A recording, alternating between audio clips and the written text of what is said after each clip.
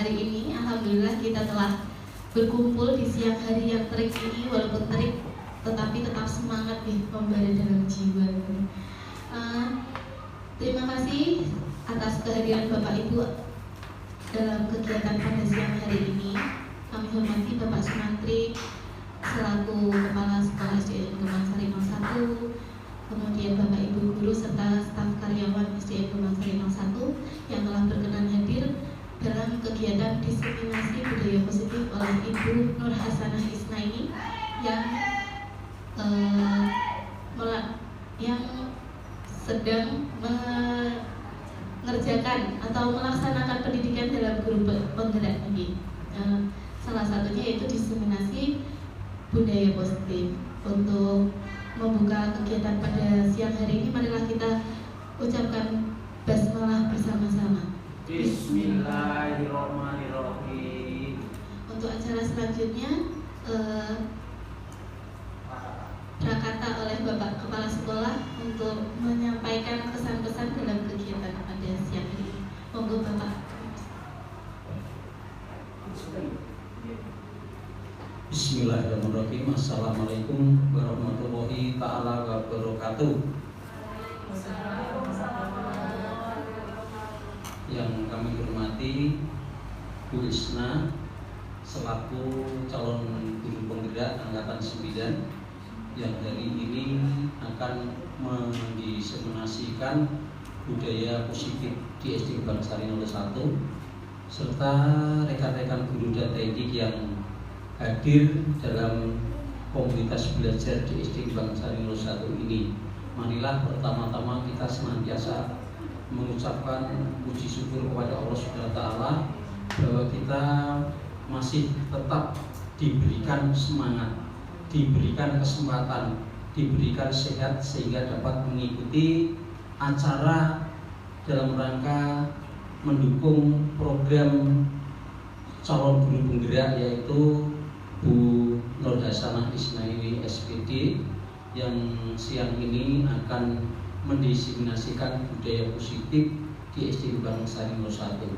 Mudah-mudahan apa yang disampaikan Bu Nur Hasanah Isnaini ini dapat membawa berkah, ya, meningkatkan mutu di SD Kembang Sari 01 dan menjadikan Bu Isna ini benar-benar nanti lulus, ya, 100% menjadi bukan calon tapi menjadi guru penggerak, dan pada akhirnya setelah melakukan berbagai pendidikan dan pelatihan, Bu Nur Hasanah Isnaini ini akan mendapatkan sertifikat guru penggerak, sehingga kedepannya Bu Nur Hasanah Isnaini ini nantinya adalah merupakan generasi penerus kami dan dapat membawa kemajuan yang luar biasa, semakin maju semakin hebat di SD Kembang Sari 01, dan insya Allah karena kedepannya sesuai dengan regulasi Kementerian Pendidikan, Kebudayaan, Riset dan Teknologi yang sudah dicanangkan, nantinya guru penggerak ini adalah sebagai garda terdepan, dan guru penggerak inilah calon menjadi penerus kami, menjadi kepala sekolah, bahkan menjadi pengawas sekolah. Dan itu harapan kami. Mudah-mudahan apa yang disampaikan Bu Nur Hasanah Isnaini dalam diseminasi budaya positif di SD Kembang Sari 01 ini benar-benar dapat berjalan dengan lancar dan sukses, sehingga dapat membawa Bu Nur Hasanah Isnaini SPD ini lulus dalam calon guru penggerak angkatan 9 dan menjadi guru penggerak yang bersertifikat secara nasional dan resmi menjadi guru penggerak untuk menjadi penggerak di SD Kembang Sari 01 dalam rangka memajukan sekolah, menjadikan sekolah SD Kembang Sari 01 lebih maju dan lebih hebat. Demikian prakata dari kami. Apabila ada tutur kata dan salah kata, kami mohon maaf yang sebesar-besarnya. Wabillahi taufiq wal hidayah. Wassalamualaikum warahmatullahi taala wabarakatuh.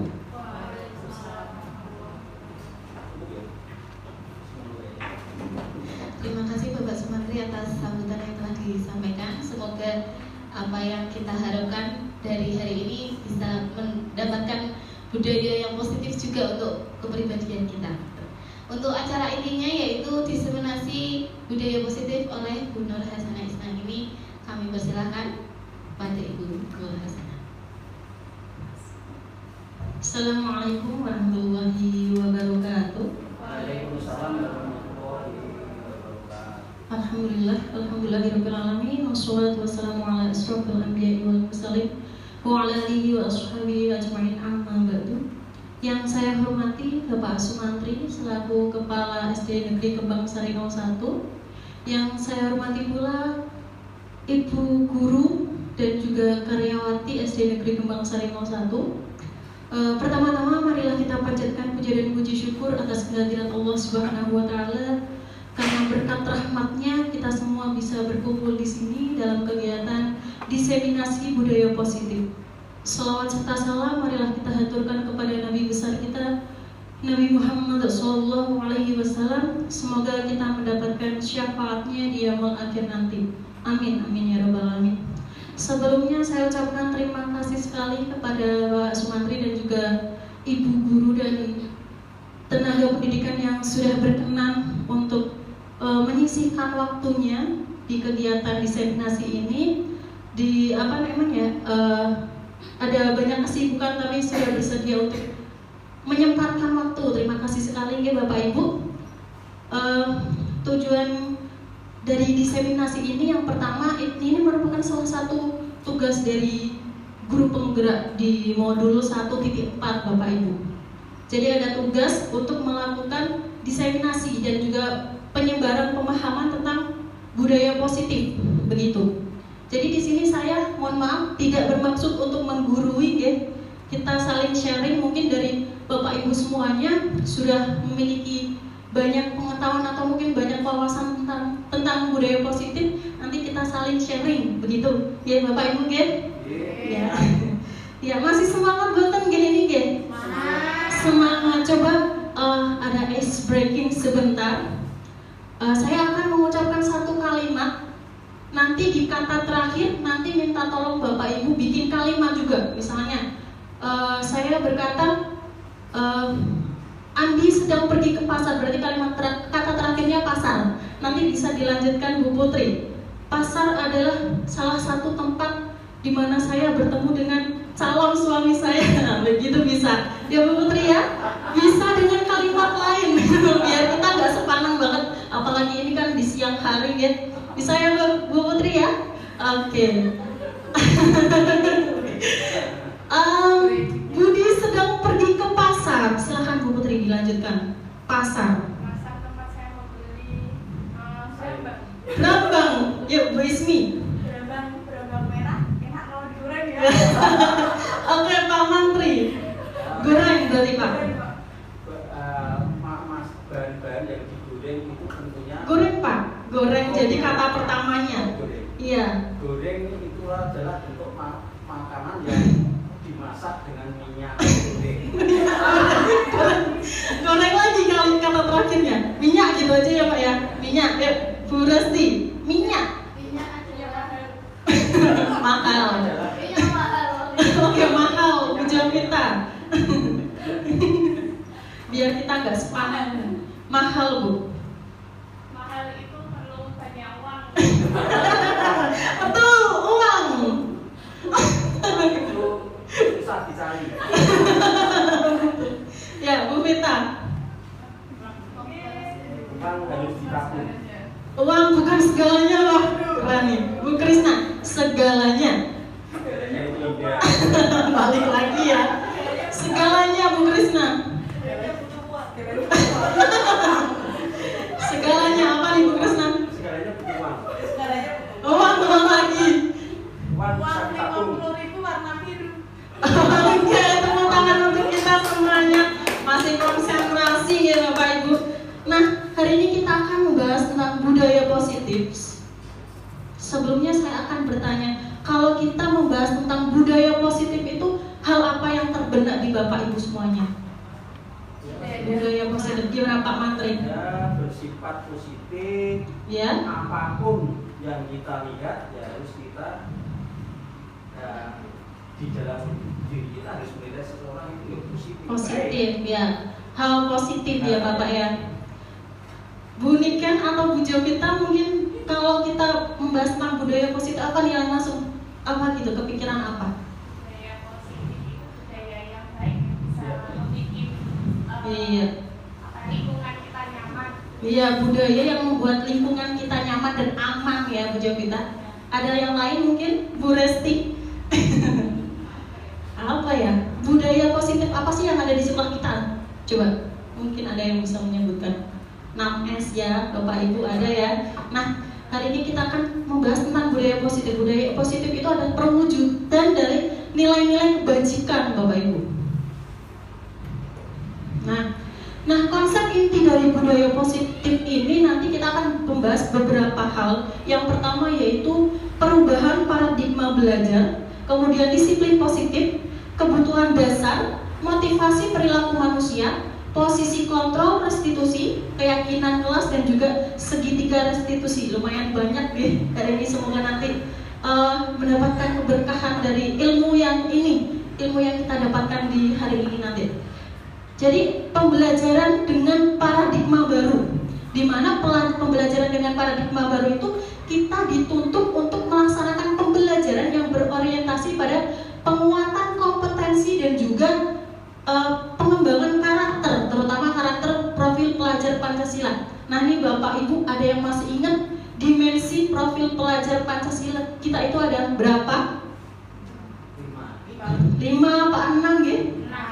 6. Bu Krisna kemarin kayak tadi kita kebiasaan menyanyikan lagu profil pelajar Pancasila. Bisa semua nggih Bapak Ibu nggih? Coba gimana Bu Krisna? Pelajar Pancasila beriman dan bertakwa pada Tuhan yang Esa dan berakhlak mulia, berkebinekaan global, gotong royong mandiri, kreatif dan bernalar kritis. Nah, kita mengacunya kepada 6 dimensi ini Bapak Ibu. Budaya positif itu nggih. Nah, kita mengubah paradigma kita. Di awal kita menganggap bahwa kebutuhan kita itu sama, padahal sebenarnya kebutuhan kita itu berbeda-beda. Mungkin kebutuhan anak itu di hari ini mungkin ada anak-anak yang memiliki kebutuhan untuk kesenangan, ada yang memiliki kebutuhan fisiologinya. Jadi kita mulai berubah paradigma kita menganggap bahwa setiap manusia itu memiliki kebutuhan yang berbeda-beda kan? Dan juga kita mengubah dari semua orang itu melihat hal yang sama. Padahal setiap orang itu memiliki gambaran yang berbeda-beda, memiliki pendapat yang berbeda-beda. Kita mencoba mengubah orang agar berpandangan sama dengan kita rubah. Jadi kita berusaha memahami pandangan orang lain tentang dunia. Perilaku buruk dinilai sebagai suatu kesalahan. Kita rubah paradigma itu dengan semua perilaku itu pasti memiliki tujuannya. Jadi tidak salah. Mungkin beberapa anak kita itu melakukan hal itu karena ada tujuannya, begitu. Orang lain bisa mengontrol saya, padahal hanya Anda yang bisa mengontrol diri Anda. Coba bayangin kalau misalnya kita sedang mengepalkan tangan, di mana kita itu memegang suatu benda, dan benda ini adalah hal yang sangat penting untuk kita. Dan ada satu teman Anda itu berusaha untuk membukanya dengan cara paksaan, memberikan hadiah atau mungkin berupa uang. Kira-kira Anda akan membuka tangan ini enggak? Enggak. Nah, yang mengontrol diri Anda itu ya diri Anda sendiri. Begitu konsepnya, oke? Kemudian saya bisa mengontrol orang lain. Yang sebenarnya Anda itu tidak bisa mengontrol orang lain. Orang itulah yang bisa mengontrol dirinya sendiri. Begitu. Pemaksaan ada pada saat bujukan gagal. Padahal kolaborasi dan konsensus menciptakan pilihan-pilihan baru.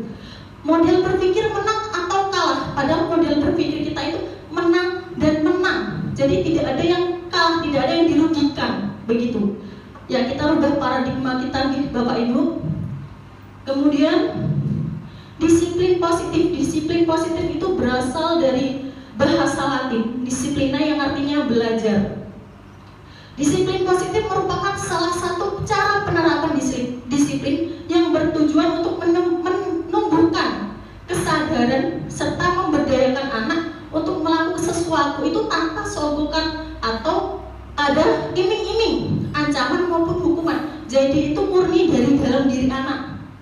Sebagai pendidik, tujuan kita adalah menciptakan siswa-siswa yang memiliki disiplin diri sehingga mereka bisa berperilaku dengan mengacu pada nilai-nilai kebajikan universal dan memiliki motivasi internal. Jadi anak itu diharapkan ketika melakukan suatu perbuatan baik itu bukan dari eksternal, bukan karena ingin menghindari hukuman, bukan karena ingin pengen mendapat penghargaan, tetapi karena mereka yakin dalam dirinya sendiri itu bahwa oh hal ini itu baik, berarti kita harus melakukannya. Seperti itu.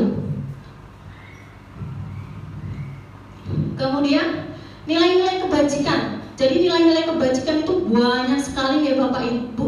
Ini ada 3. Ada dari dimensi profil pelajar Pancasila: beriman, bertakwa, mandiri, bernalar kritis, berkebinekaan global, bergotong royong, kreatif, empati, suara hati, kontrol diri, rasa hormat, kebaikan, dan banyak itu termasuk nilai-nilai kebajikan.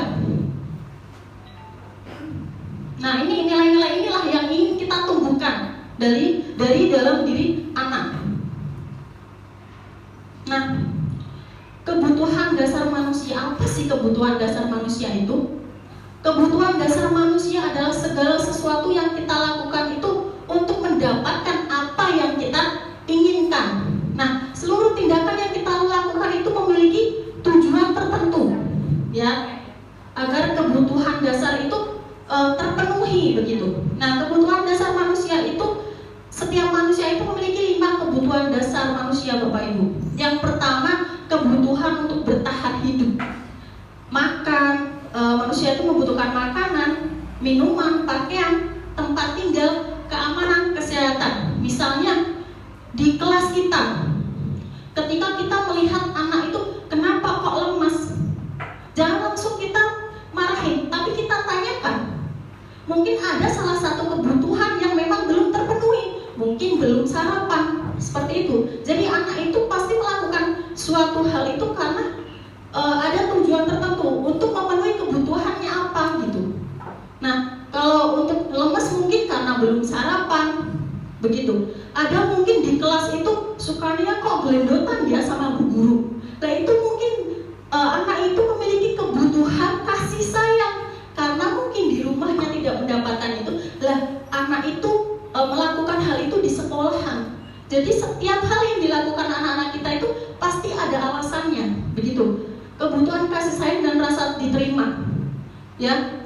Selanjutnya kebutuhan penguasaan. Ada mungkin dari anak-anak kita itu pengennya sukanya mimpin di kelas, ya enggak? Ada yang pengen diakui ke prestasinya.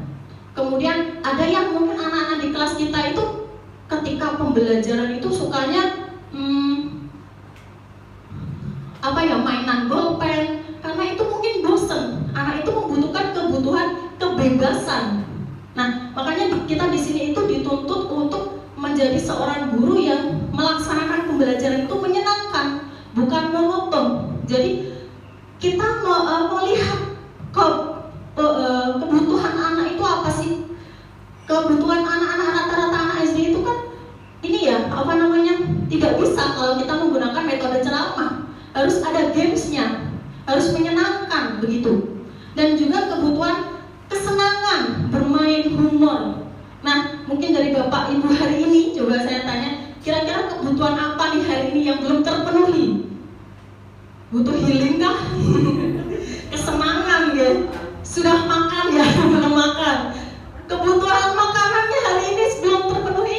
Sudah terpenuhi? Sudah healing ya Bapak Ibu ya? Ya, with me. Ya betul, kebutuhan kita kesenangannya gitu ya. Jadi setiap manusia kebutuhan. Ada 3 motivasi perilaku manusia. Jadi yang pertama untuk menghindari hukuman, yang kedua motivasi untuk mendapatkan imbalan atau penghargaan dari orang lain. Ya, ini juga motivasi dari luar, Bapak Ibu. Dan biasanya yang hukuman dan juga ingin mendapatkan penghargaan itu motivasinya hanya untuk berjangka pendek saja. Memang anak itu akan tertib, tapi itu bukan jangka panjang. Itu nanti cuma berlaku untuk jangka pendek. Nah, motivasi yang terakhir itu adalah untuk menjadi orang yang mereka inginkan dan menghargai diri sendiri dengan nilai-nilai yang mereka percayai. Nah, ini adalah motivasi internal. Jadi bukan karena ingin menghindari hukuman, bukan karena ingin mendapatkan penghargaan, tetapi karena memang itu sudah diyakini anak itu bahwa hal yang saya lakukan ini adalah hal yang baik loh, begitu. Nah, ini motivasi internal inilah yang harus kita gali, Bapak Ibu, bukan motivasi eksternal. Begitu, ya Bapak Ibu. Memang budaya positif ini memang tidak bisa kalau langsung berhasil, itu tidak. Bahkan bisa berbulan-bulan, tetapi bagaimana cara kita untuk selalu konsisten. Di sini saya juga mengajak Bapak Ibu semuanya untuk saling berkolaborasi, bahwa kita menerapkan budaya ini itu bersama-sama, begitu, nggih? Selanjutnya nih, monggo bisa dipersani Bapak Ibu, bisa dibaca. Bu Putri, minta tolong dibaca, Bu Putri.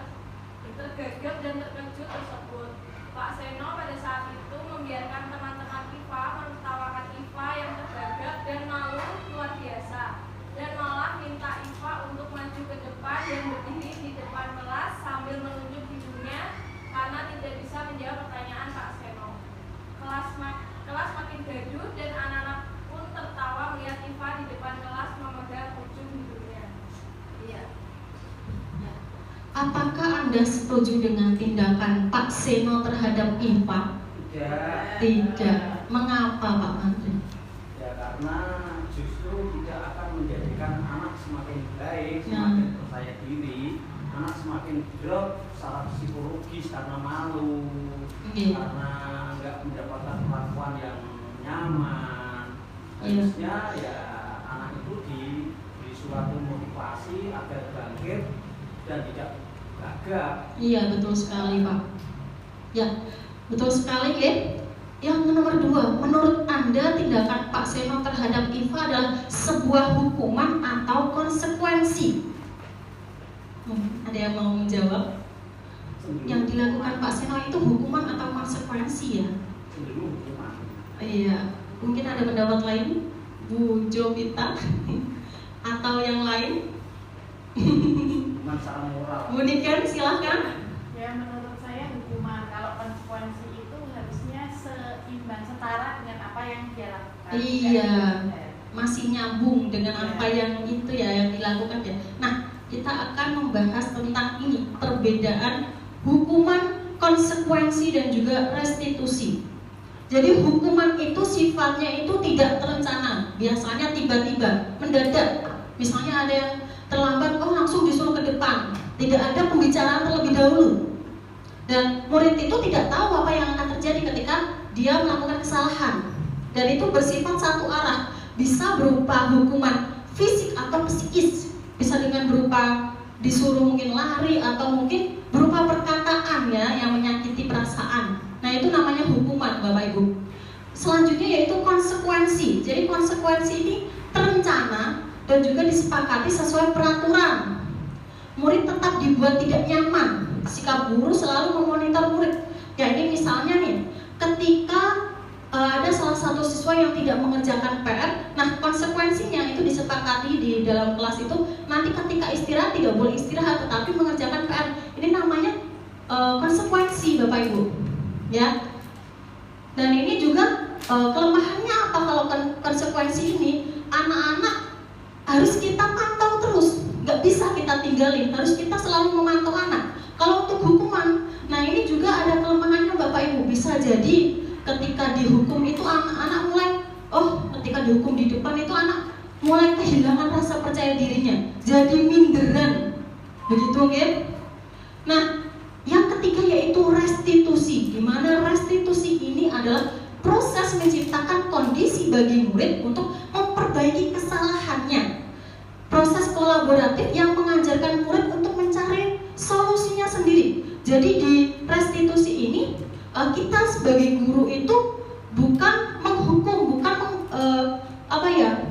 mencari konsekuensinya, tetapi anak disuruh untuk memperbaiki kesalahannya dan juga menemukan solusi dari kesalahan apa yang dia buat. Ini yang restitusi ya Bapak Ibu. Kemudian 5 posisi kontrol restitusi. Jadi ada 5 posisi kontrol kita.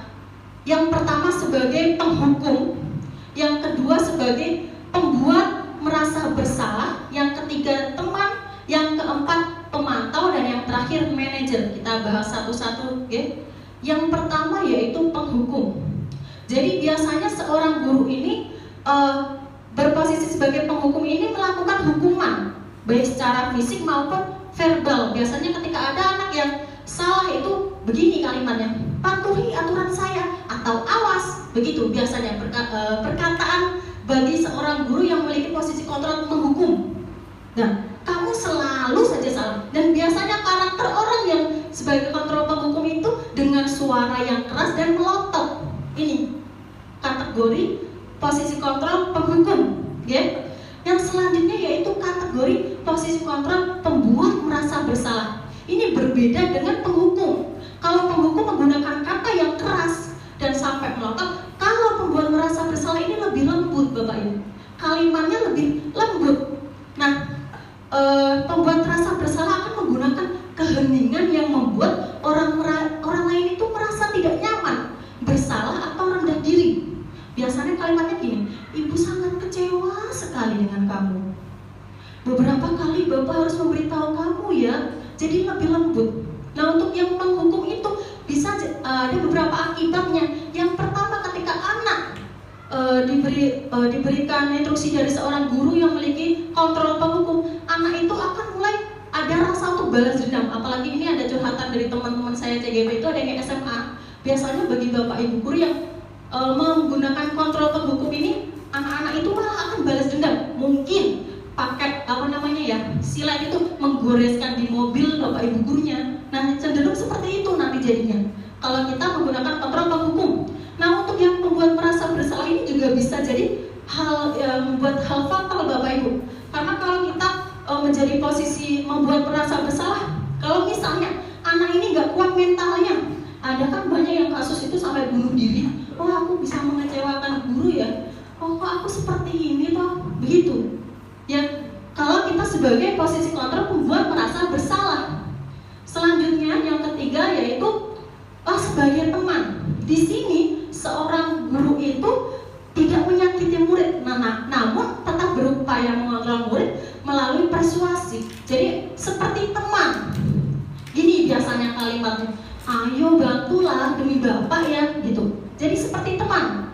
Ayo ingat tidak bantuan Bapak selama ini. Nah, itu sebagai teman. Ini juga ada kurang efektif Bapak Ibu. Jadi ketika anak diposisikan seorang guru memiliki kontrol teman ini, anak itu mungkin hanya melaksanakan perintah dari guru yang seperti itu saja. Sedangkan guru lain yang tidak sebagai posisi teman tidak akan dihiraukan. Itu kekurangannya kalau kita sebagai teman. Dan juga biasanya lebih santai, begitu kan? Selanjutnya itu sebagai pemantau. Nah, posisi kontrol sebagai pemantau ini, seorang guru itu posisinya memantau. Jadi lebih ke berdasarkan peraturan yang ada di sekolah itu. Nah, biasanya kalau ada yang terlambat, apa yang telah kamu lakukan? sanksi atau konsekuensinya apa kalau kamu melakukan ini? Ini pemantau, jadi hanya bersifat sampai situ aja, hanya menanyakan konsekuensinya terkait hukuman atau konsekuensi dari apa yang dia lakukan, begitu. Nah, yang posisi yang terakhir yaitu posisi kontrol sebagai manajer. Manajer adalah posisi di mana guru berbuat sesuatu itu bersama dengan murid, berkolaborasi dengan murid, dan mempersilahkan murid untuk mempertanggungjawabkan perilakunya, mendukung murid untuk menemukan solusi atas permasalahannya sendiri. Jadi biasanya guru yang memiliki kontrol manajer ini, apakah kamu selalu ada tentang keyakinan kelasnya. Kalau kamu melakukan perbuatan salah ini, apakah menurut kamu itu baik? Begitu. Jadi ditanyakan. Kalau sebagai manajer, jika kamu meyakininya bahwa itu nggak baik, nah apa nih yang harus kamu lakukan? Begitu. Dan posisi manajer inilah yang paling efektif, Bapak Ibu. Jadi ketika kita memposisikan diri sebagai manajer, anak itu akan menumbuhkan motivasi dari intrinsiknya untuk melakukan suatu kebaikan. Dari itu akan berlaku jangka panjang, tidak hanya sebentar. Begitu. Kadang kan kita kalau misalnya kita hukum nih, oh ini hari ini maju ke depan atau mungkin suruh apa begitu ya. Nah itu paling hanya sebentar itu toh dia taat. Dan besok-besoknya kan kita sering lihat dia kayak gitu lagi, gitu kan? Nah itu karena kita menggunakan posisi kontrol seperti itu. Nah kalau kita menggunakan posisi kontrol sebagai manajer, itu tentunya akan meningkatkan kemampuan anak ini untuk menumbuhkan motivasi intrinsik dari anak itu untuk selalu melakukan kebaikan. Jadi bukan karena paksaan atau bukan karena ingin dipuji dari orang lain, melainkan dari dirinya sendiri itu untuk melakukan suatu kebaikan, begitu. Nah, mungkin dari kita saat ini kita sering menggunakan posisi kontrol mana gitu Bapak Ibu. Saya juga sebelumnya itu sebagai pemantau atau mungkin penghukum, karena saya sendiri juga pernah sampai menghukum anak itu menulis istighfar sampai 100. Nah saat ini saya sudah tidak melakukan itu lagi Bapak Ibu. Ternyata itu juga tidak baik untuk anak. Jadi kalau menurut Bu Jovita nih, Bu Jovita sendiri sampai saat ini seringnya pakai posisi kontrol yang mana nih Bu Jovita? Teman kah? Atau mungkin sudah manajer ini? Teman, pemantau, manajer, atau penghukum, atau pembuat merasa bersalah nih, Jovita? Iya, Bapak Menteri. Ya, menurut pengamatan kami, karena kan semua itu berproses. Iya, betul Pak. Dan regulasi pun berproses. Sehingga pada dasarnya itu kan manusia tidak lepas dari karakternya masing-masing. Iya. Wataknya masing-masing. Jadi karena di istilahnya regulasi di aturan yang lama itu kan ya masih hitungannya juga belum tegas begitu. Jadi perkembangan regulasi dalam pemposisian pembelajaran di sekolah itu kan masih sifatnya ya masa lalu sehingga ya banyak yang saya kira belum menggunakan yang bersifat manajer. Iya, saya juga baru tahu setelah belajar ini Bapak. Ya, yang baru tahu sebetulnya kepala sekolah. Kepala sekolah itu kan sudah ada konvensinya manajerial. Makanya kemarin seperti contoh pada saat nge-share di grup tentang jadwal pembiasaan pagi itu kan benar-benar ramai. Nah, maka saya seorang manajerial sifatnya meredamkan agar tidak terjadi istilahnya perdebatan atau argumentasi di grup WA. Maka ya kami, karena kami sudah menandatangani, monggo tidak usah debat, kita sikapi secara bijaksana, kita cari solusi. Ya, harapan kami nanti ya rekan-rekan guru meningkat ke sana, karena ya selama ini berdasarkan apa yang kami pantau, kami amati, guru masih bersifat masih sifatnya menghukum. Sebetulnya ada disiplin positif sudah berjalan.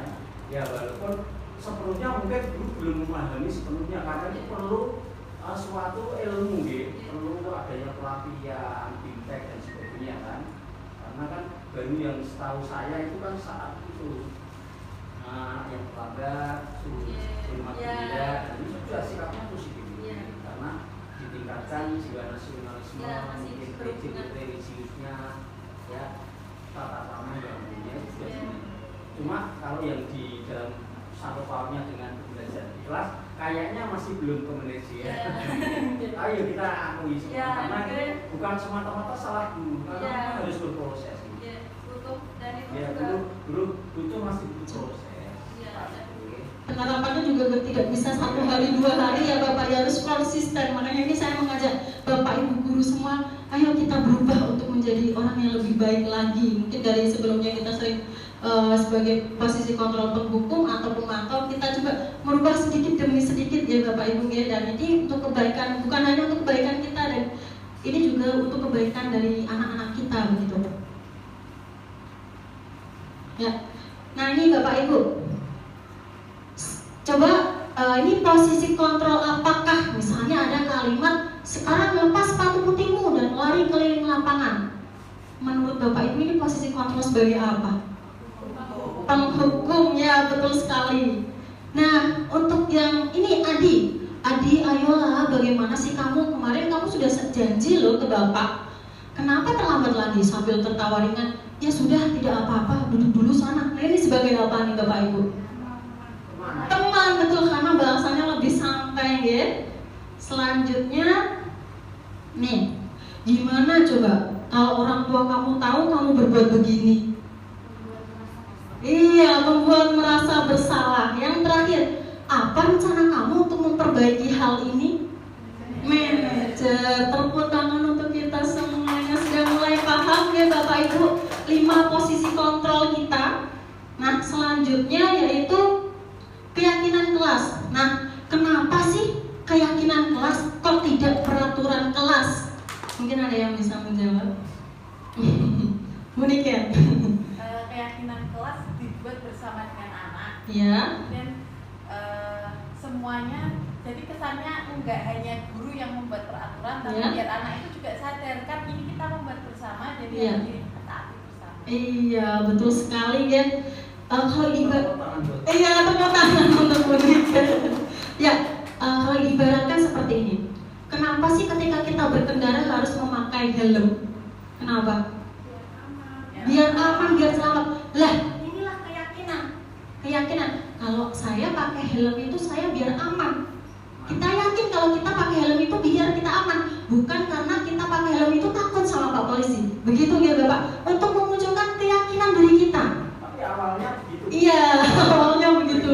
Baru di. Iya. Awalnya takut Pak Polisi. Iya. Lama-lama berproses menyadari. Iya, proses ya Pak. Ini adalah untuk Pak. Iya benar, butuh proses ya Bapak ya. Ya itu ya Bapak Ibu. Nah, keyakinan kelas. Jadi keyakinan kelas ini bersifat rinci dan konkret, berupa pernyataan-pernyataan universal dibuat dalam bentuk positif. Jadi bukan kalimatnya dilarang ramai di kelas, bukan seperti itu, tetapi menggunakan kalimat-kalimat positif. Jadi bisa diganti dengan memperhatikan pembelajaran atau bersungguh-sungguh mengikuti pembelajaran, seperti itu. Diganti, bukan kalimat negatif. Dan keyakinan kelas ini mudah diingat dan dipahami oleh semua warga kelas, dan semua warga kelas itu ikut dalam pembuatan keyakinan kelas. Nah di sini juga saya ingin mengajak Bapak Ibu guru semuanya untuk membuat keyakinan kelas Bapak Ibu. Jadi nanti bisa dibikin bersama anak-anak. Oke, yang pertama mungkin bisa diarahkan keyakinan kelas itu apa sih gitu. Nah selanjutnya anak-anak disuruh menulis. Dan kemarin saya sudah mempraktikkan di kelas 5 dan kelas 6, dan alhamdulillah itu juga ternyata ngaruh begitu. Mungkin Bapak Ibu-ibu semuanya bisa menggunakan sticky note. Keyakinan kelas apa sih yang diinginkan di kelas ini? Misalnya menghargai orang lain. Anak itu bisa menulis seperti itu. Mungkin datang tepat waktu, begitu. Bersungguh-sungguh dalam pembelajaran. Bisa. Itu anak-anak disuruh menulis. Kemudian nanti disuruh nempelin Bapak Ibu di papan tulis pakai post-it itu ya. Nah, jadi nanti minta tolong Bapak Ibu semuanya bikin keyakinan kelas, dan setelah ditempel kita ulas kembali keyakinan yang telah ditulis itu. Kita rinci satu-satu. Oh, dari siswa ini sama siswa ini itu sama intinya, menghormati. Tulis aja keyakinan menghormati, saling menghormati dan menghargai, mungkin, dan sebagainya. Dan setelah itu guru dan siswa memilih keyakinan kelas mana yang akan dipakai. Selanjutnya mengubah keyakinan kelas dari kalimat yang tadi mungkin negatif dari anak-anak, mungkin menulisnya dilarang membuang sampah sembarangan, bisa diganti di keyakinan kelas itu dengan memakai bahasa positif. Begitu gimana? Contohnya? Membuang sampah di tempatnya. Iya, membuang sampah pada tempatnya. Jadi keyakinan kelas ini harus kalimatnya positif, bukan suatu larangan, ya. Dan juga setelah itu kita ngecek ya, apabila ada yang sama ya udah ditulis salah satu aja, dan ini disepakati di kelas. Harus jadi keyakinan yang sudah dirinci itu kita sepakati bersama, setelah itu kita tempel. Begitu Bapak Ibu. Jadi ketika mungkin dari anak-anak itu ada yang ketika pembelajaran kok ngomong sendiri, kita tanya lagi, keyakinan kelas apa sih yang sudah kita sepakati, begitu. Kan pasti ada tuh di situ, menghargai orang lain. Kamu menghargai Bapak Ibu guru yang mengajar tidak? Sesuai nggak sih sama keyakinan kelas yang sudah kita sepakati? Kita ingatkan begitu. Jadi itu fungsinya keyakinan kelas Bapak Ibu. Selanjutnya yaitu segitiga restitusi. Segitiga restitusi adalah suatu proses dialog yang dijalankan oleh guru agar dapat menghasilkan murid yang mandiri dan bertanggung jawab. Jadi ini posisi kontrol kita sebagai manajer itu biasanya menggunakan tahapan segitiga restitusi ini untuk menyelesaikan suatu kasus di dalam sekolah itu. Nah, ini ada 3. Yang pertama yaitu menstabilkan identitas, yang kedua validasi tindakan yang salah, dan yang terakhir menanyakan keyakinan. Nah, kita bahas satu-satu ya. Yang pertama, menstabilkan identitas. Jadi pada dasarnya Bapak Ibu, segitiga ini itu bertujuan untuk mengubah identitas anak dari yang orang yang gagal karena melakukan kesalahan itu menjadi orang yang sukses. Biasanya kalimatnya seperti ini. Iya, tidak ada manusia yang sempurna. Bu guru pasti juga pernah kok melakukan kesalahan. Jadi ketika kita ada kasus nih, contohnya ada anak yang berantem di kelas. Yang pertama kita lakukan itu kita bukan langsung, kok kamu berantem gitu, enggak. Tapi kita ajak duduk, kita cari tahu dulu. Oh iya, coba kenapa sih? Misalnya Andi, kenapa sih Andi Ibu Isna panggil di sini? Karena tadi berantem Bu, misalnya jawabannya gitu. Oh iya Andi. Manusia itu tidak ada yang sempurna, pasti ada kok yang melakukan kesalahan. Nah, ini untuk menstabilkan identitas Bu. Kita tidak malah menyudutkan, anak itu. Nah, juga biasanya kalimatnya seperti ini, kita bisa kok menyelesaikan ini. Bapak, Ibu tidak tertarik untuk mencari siapa yang salah, tetapi fokus Ibu adalah mencari solusi untuk permasalahan ini. Begitu. Kalau kita menggunakan tahap segitiga restitusi, yang pertama menstabilkan identitas. Yang kedua yaitu validasi tindakan yang salah. Jadi setiap tindakan kita itu dilakukan dengan suatu tujuan, yaitu memenuhi kebutuhan dasarnya. Contohnya tadi berantem, mungkin si Andi tadi berantem karena dia tidak dihargai, ya, dia tidak dihargai oleh temannya itu, ya. Jadinya berantem gitu. Jadi setiap apa ya yang dilakukan anak itu, kesalahan yang dilakukan anak itu pasti ada alasannya. Kenapa? Nah, setelah kita menstabilkan identitasnya tadi, kita mengucapkan iya, enggak apa-apa, wajar. Setiap manusia pasti punya kesalahan. Nah, kita selanjutnya yang kita lakukan adalah menanyakan alasannya, Bapak Ibu. Kamu pasti punya alasan mengapa melakukan hal itu. Biasanya kalimatnya seperti itu.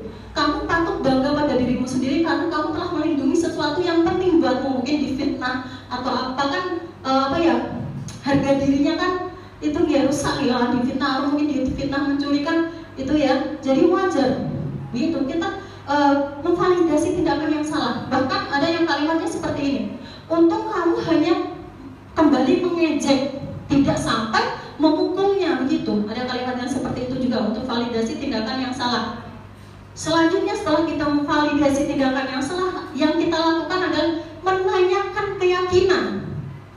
Berdasarkan teori kontrol bahwa pada dasarnya kita itu sebenarnya sudah termotivasi secara intrinsik. Coba tadi Andi berantem itu sesuai nggak sih dengan keyakinan kelas kita gitu? Kita tanyakan seperti itu. Tidak Bu. Dan terus bagaimana keyakinan kelas apa yang menurut Andi itu yang tidak sesuai dengan Andi yang lakukan saat ini begitu. Kita seharusnya menghargai Bu, menghargai orang lain, begitu pasti jawabannya. Karena kan kita sudah ada keyakinan keras yang kita buat, begitu Bapak Ibu. Nah, ini contoh penerapan segitiga restitusi. Sebentar, mungkin sebelumnya saya akan membagikan teks bacaan gitu, bisa dibaca.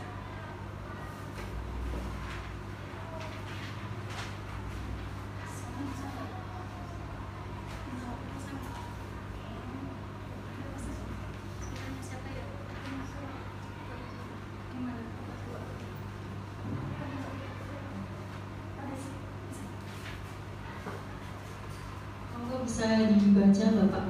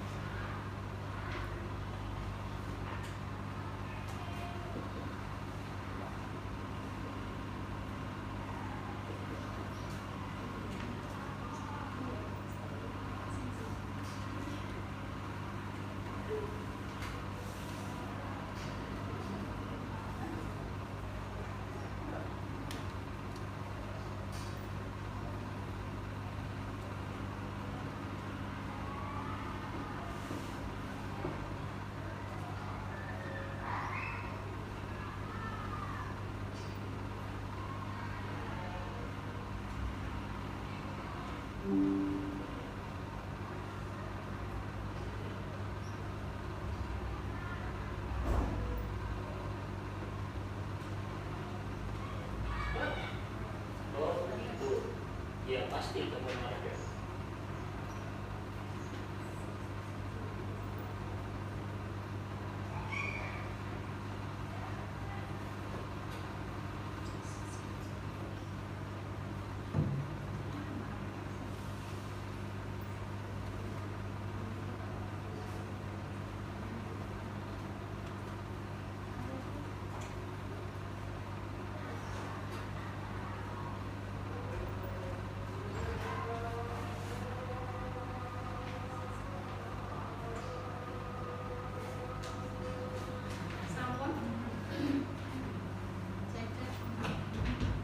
Sampun Bapak Ibu. Sudah bujo kita. Nah, coba bujo kita. Yang mana nih yang menstabilkan identitas, ada nggak ya di situ? Yang guru itu menggunakan tahap restitusi yang menstabilkan identitas. Kalimatnya yang seperti apa Bu?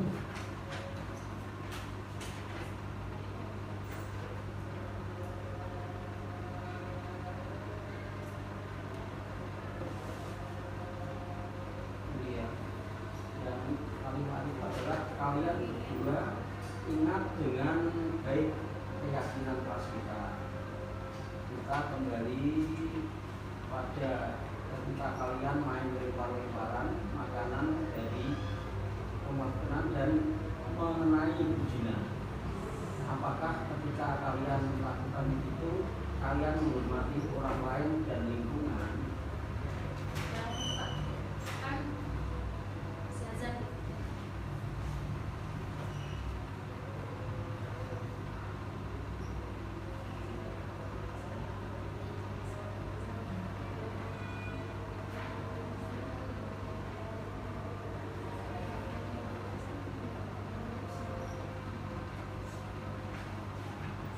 Sambil menunggu Anda selesai Bapak Ibu.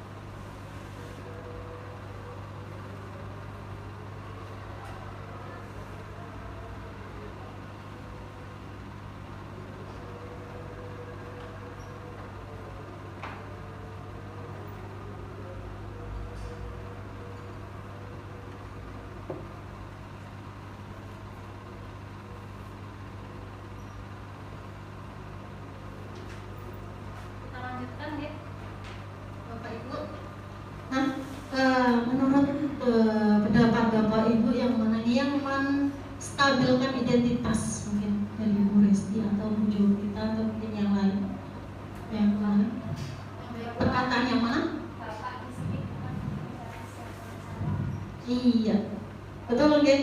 Bapak di sini bukan di sini itu bukan untuk mencari siapa yang salah, tetapi Bapak di sini untuk mencari penyelesaian sama-sama, berpikir sama-sama tentang apa yang bisa kita lakukan untuk memperbaiki situasi ini. Nah, untuk yang validasi tindakan yang salah yang mana?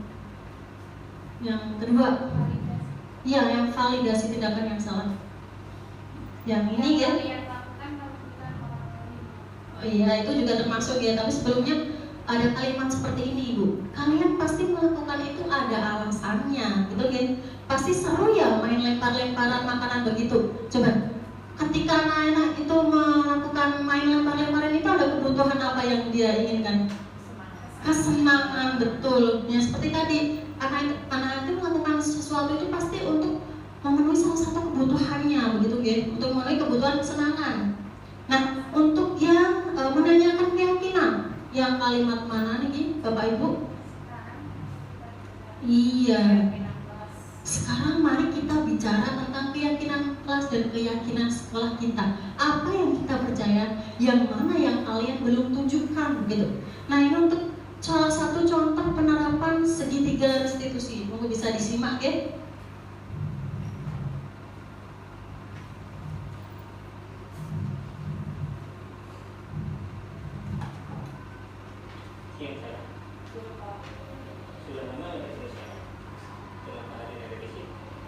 Kesel Pak, kesel banget. Masa aku dikatain tukang fitnah Pak? Ya aku marah lah. Aku balik katain Eka di depan kelas. Kesel banget. Nanti tahap menstabilkan identitas gitu. Ya pasti kamu akan kesal. Bapak juga akan marah apabila ada yang menuduh Bapak seperti itu. Kemudian pada saat itu kamu mau melakukan apa? Ya saya langsung ngatain Eka lah Pak. Kesel banget. Yang Saya udah salah minta dia depan teman-teman lain.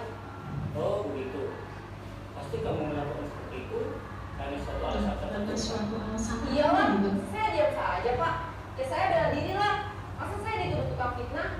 Ya wajar lah. Mempertahankan harga diri itu sesuatu yang penting buat Iya. Untung kamu tidak bertindak lebih gegabah lagi. Hanya mendekat-dekat. Untung tidak sampai itu ya. Hanya Saya masih mendekat. bersabar dan hanya mendekat saja. Sudah gemes padahal saya pasti bela diri. Mulai turun nih emosinya nih Iya. dari siswa Tapi ini. kamu memilih untuk tetap bertahan dan bersabar. Kamu memilih untuk tidak berbuat lebih parah lagi. Bukan? Nah, sekarang coba kita lihat lagi tindakan kamu yang mentak-mentak Eka di kelas. Tindakan kamu itu kira-kira sesuai dengan keyakinan kelas atau prinsip kamu tidak? Enggak lah Pak. Capek Pak jadi pengarang. Jadi keyakinan atau prinsip mana yang kurang sesuai dengan keinginan kamu? Ya saya sebenarnya sangat menghargai orang lain. Mungkin saat itu saya menjadi emosi. Jadi tidak menunjukkan sikap itu. Kamu meyakini tidak? Menghargai orang itu penting buat kamu. Yakinlah Pak. Iya, setuju. Kita harus saling menghargai.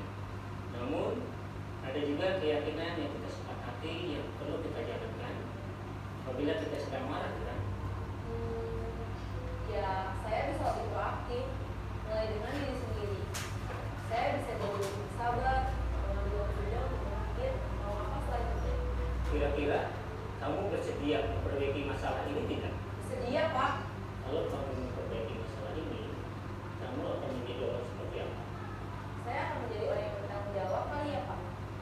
Dan senantiasa proaktif. Iya.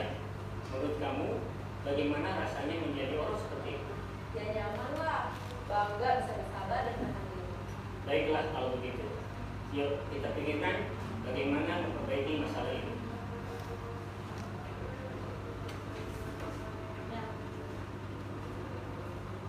Nah ini ada perubahan emosi ya Bapak Ibu kalau kita amati tadi. Jadi yang pertama agak kencang suaranya si siswa ini, agak kencang suaranya, tetapi Bapak ini karena memposisikan dirinya sebagai manajer dan melakukan tahap restitusi, jadi anak ini mulai turun emosinya. Coba bayangin kalau kita memanggil orang, siswa itu lagi habis bertengkar, kemudian kita juga ikut-ikutan ngegas, apa yang terjadi? Nah, jadi kita sebagai guru hendaknya kita melakukan tahap restitusi ini Bapak Ibu. Yang pertama menstabilkan identitas dulu, ya. Seperti yang dilakukan Bapak tadi. Jadi mulai menstabilkan identitas, menvalidasi tindakan yang salah, kemudian dilanjutkan dengan menanyakan keyakinan. Jadi hanya tahapan restitusi ini untuk bagaimana anak itu untuk bertanggung jawab untuk mengatasi permasalahan yang dia alami begitu, untuk mencari solusi. Jadi yang mencari solusi itu anak sendiri, ya nggak, secara tidak sadar tadi anak itu juga menemukan solusi untuk memperbaiki kesalahannya tadi, tidak emosian seperti itu ya Bapak Ibu. Ini untuk penerapan segitiga restitusi, semoga kita nanti bisa saling berusaha ya Bapak Ibu untuk melakukan ini. Jadi memang prosesnya tidak sebentar Bapak Ibu ya, jadi mungkin bisa lama, bisa berbulan-bulan. Dan saya juga ini mulai melakukan tahapan ini pun juga kadang masih kecampur, jadi sebagai pemangku kadang juga penghukum. Nah ini kita harus konsisten intinya. Ini saya mengajak Bapak Ibu semuanya. Yang pertama tadi Bapak Ibu, monggo Ibu-ibu semuanya bisa membuat keyakinan kelas, dan keyakinan kelas itu bisa nanti selalu dievaluasi. Bisa nih Ibu-ibu berkenan betul nih. Ya, harusnya. Iya. Harus siap menghadapi perubahan. Iya betul ya. Pasti. Jadi mungkin dari anak-anak kelas 1-2 mungkin masih belum paham, diarahkan aja. Oh kalau dikasih pilihan, kalau ini menurut kamu baik tidak gitu, mungkin bisa dituntun lah gitu untuk kelas bawah. Kalau untuk kelas kemarin saya nyoba 4, 5, 6 itu sudah mulai bisa kok.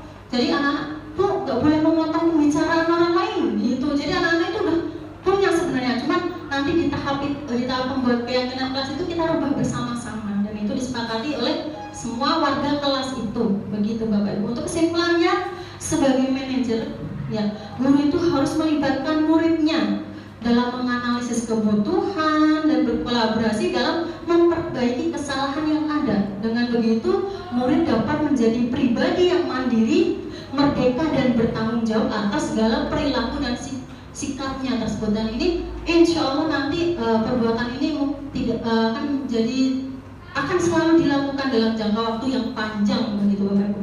Mungkin itu saja yang bisa dapat saya sampaikan. Mohon maaf apabila ada kekurangan. Saya akhiri, wassalamualaikum warahmatullahi wabarakatuh. Saya kembalikan ke moderator.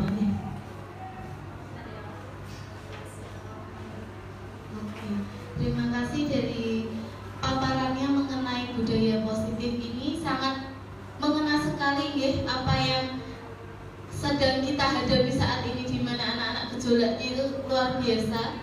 Perubahan antara di rumah dan sekolah itu kadang-kadang kecampur. Jadi budaya positif ini juga perlu untuk kita ketahui bersama. Mungkin ada umpan balik atau pertanyaan atau kesimpulan apa yang sudah dipelajari ngoten nggih? Dari Bu Krisna mungkin kesimpulan apa yang sudah didapatkan ngoten Bu? Apa yang mengena di hati Ibu ngoten? Mengenai budaya positif ini. Kalau saya tak. Oh, mungkin.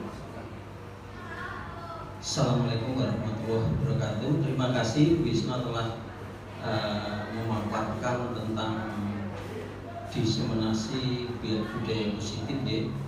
Dan ini adalah merupakan suatu perubahan yang positif dalam era kemajuan digitalisasi, kemajuan teknologi kita, yang tentunya peserta didik kita banyak pengaruh-pengaruh yang tidak bisa kita kontrol, tidak bisa kita pantau, karena setelah siswa peserta didik kita tidak berada di sekolah, di rumah, itu tentunya punya komunitas bermain, dan pengaruh lingkungan itulah yang sangat mempengaruhi karakter anak. Sehingga kalau ini diterapkan di sekolah, ya tentunya sangat akan lebih bagus ya.